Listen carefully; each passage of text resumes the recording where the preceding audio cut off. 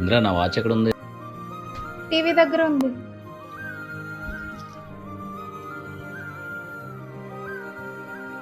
సరే నేను వెళ్తున్నాను, రావడానికి కొంచెం లేట్ అవ్వచ్చు ఈరోజు. సరే.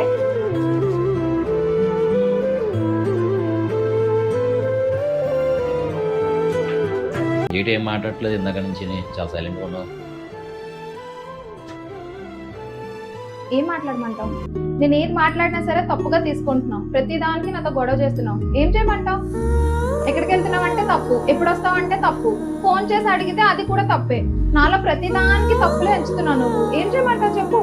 ఇలా సైలెంట్ గా ఉంటేనే నాకు ప్రశాంతత. అయినా నువ్వు నాకు నేర్పించావు కదా నా బాధ్యత ఏంటో.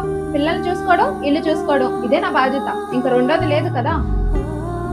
మనం అంటే పడని వారికి దూరంగా ఉండడమే మంచిది.